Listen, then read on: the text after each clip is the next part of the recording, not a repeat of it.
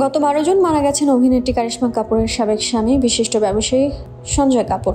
তার আকস্মিক মৃত্যুর 1 মাস পর তার পরিবারের 30,000 কোটি রুপির সম্পত্তি নিয়ে নতুন করে বিরোধ দেখা দিয়েছে। জানা গেছে, সোনা কমস্টারের বার্ষিক সাধারণ সভার আগে সঞ্জয়ের মা রানী কাপুর দাবি করেছেন সোনা গ্রুপের তার বেশিরভাগ অংশীদার রয়েছে, তিনি সম্পত্তির প্রকৃত উত্তরাধিকারী। তিনি অভিযোগ করেন কিছু ব্যক্তি পারিবারিক ঐতিহ্য নিয়ন্ত্রণ করার চেষ্টা করছে।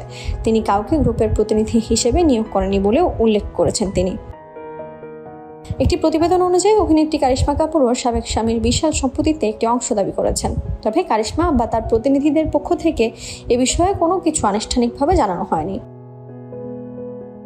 সঞ্জয়ের মা রানী কাপুর ছেলের আকস্মিক মৃত্যুর পরিস্থিতি নিয়ে প্রশ্ন তুলেছেন। একটি বিবৃতিতে তিনি অভিযোগ করেছেন, হৃদযন্ত্রের ক্রিয়া বন্ধ হয়ে মৃত্যুর যে খবর প্রকাশিত হয়েছে তা সঠিকভাবে বর্ণনা করা হয়নি। তার আইনি পরামর্শদাতা বৈভব কাকার ANI-কে বলেছেন, আমার মক্কেলের জন্য একজন মা হিসেবে এটিকে নিছক একটি দুর্ঘটনা এবং কার্ডিয়াক অ্যারেস্ট হিসেবে উড়িয়ে দেওয়া অত্যন্ত বেদনাদায়ক।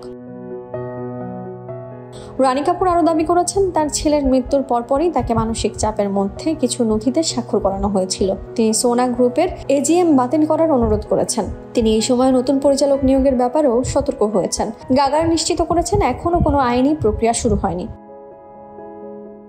তবে তার মক্কেল প্রস্তাবিত AGM স্থগিত করার অনুরোধ করেছেন এবং তার সমস্ত অধিকার সংরক্ষণ করেছেন। সঞ্জয় কাপুরের শেষকৃত্য গত 19 জুন দক্ষিণ দিল্লির লোধি রোড শ্মশান ঘাটে পরিবার ও ঘনিষ্ঠ বন্ধুদের উপস্থিতিতে সম্পন্ন হয়।